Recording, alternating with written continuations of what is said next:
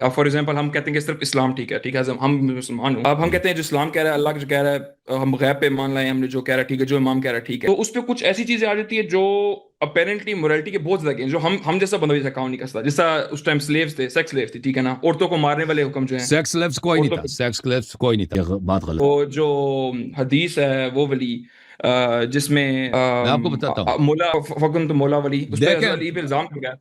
دیکھیں اسلام سے پہلے سلیوری موجود تھا. اسلام نے سلیوری انٹروڈیوس نہیں کیا، پہلے سے موجود، ٹھیک ہے نا. اور اس زمانے میں جب اسلام آیا ہے تو سلیوز کے ساتھ بہت ہی برا سلوک کیا جاتا تھا، سلیووں کے ساتھ، غلاموں کے ساتھ، کنیزوں کے ساتھ، ٹھیک ہے نا. اور اسلام نے یہ نہیں کیا کہ سب سلیوز کو آزاد کرو، یہ نہیں فرمایا کہ سب سلیوز کو آزاد کرو فوراً، بلکہ فرمایا ان کو آہستہ آہستہ آزاد کرو، پہلے ان کو تربیت دو، ان کو دین سکھاؤ، ان کو اچھے کام سکھاؤ، اور پھر آزاد کرو تو اس کی بڑی اجر. اور بہت سارے گناہ جو آپ کے ہیں ان کا کفارہ یہی کہ گناہ غلام آزاد کرو یا کنیز آزاد کرو، ٹھیک ہے نا. آپ کسی کو بے گناہ کو قتل کرتے ہیں اتنے یا ماہ رمضان میں روزے کھا جاتے ہیں تو اس کا کفارہ کیا ہے؟ سلیو کو آزاد. تو اس کو ایک دفعہ آزاد کرنے سے، اگر ایک دفعہ اسلام کہتا ہے تم آزاد کرو، جتنے تمہاری پراپرٹی ان سب کو چھوڑ دو، تو اس کا بڑا نقصان ہو. اس کی وجہ یہ ہوتی ہے کہ جب سوسائٹی میں ایک ایسا کلاس پیدا ہو جاتا ہے جو بالکل برڈن ہے، جو مثلا جو ابھی آپ کے گھر میں رہتے تھے نا غلام، آپ کے ساتھ کھانا کھاتے تھے، ہاں، اس کو آپ نے نکال دیا، بھلے چلے جائے. یہ سب ہوم لیس، لاکھوں کی تعداد میں ہوم لیس معاشرے میں پیدا ہو جاتے ہیں.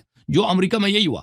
امریکہ میں 1965 میں ابراہم لنکن نے ایمانسپیشن پروکلیمیشن کا اعلان کیا کہ، اور کانگریس نے پاس کیا، اور یہ کانسٹیٹیوشن میں ان لوگوں نے امینڈمنٹ کیا، 13 امینڈمنٹ. امریکہ میں جتنے سلیوز ہیں غلام آزاد ہو جائیں. تو اس سے کیا ہوا کہ آپ کے جتنے غلام تھے، سیاف تھے، یہ آزاد ہو گئے. یہ بیچارے کیا بنے پھر؟ یہ بوجھ بن گئے معاشرے، یہ معاشرے پہ بوجھ بنے، اور یہ یعنی ایک فقیر طبقہ، ہوم لیس طبقہ بن گیا جو پورے معاشرے پہ یہ بوجھ تھے. اس کے بہت سارے سوشل پرابلمز پیدا ہو گئے جو آج تک چل رہے ہیں، جو آج تک امریکہ ان کے ساتھ بھگت.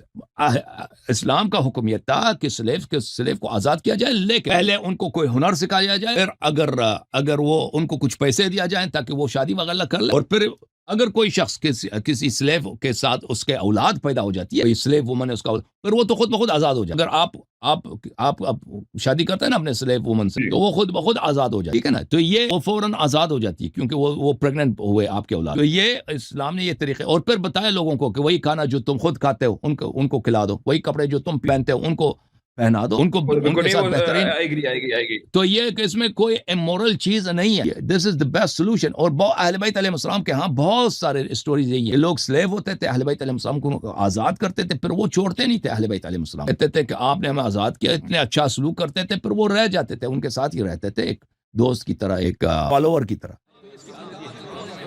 جوم جاؤ، پرواز کرو، کیوں فخر سے سر اٹھا، کیونکہ اللہ تعالیٰ نے تمہیں انتخاب کیا. صراط حق پر صرف تم ہو، صراط ایمان پر صرف کیا، کیونکہ اللہ تعالیٰ نے تمہیں انتخاب کیا. صراط حق پر صرف تم ہو، صراط ایمان پر صرف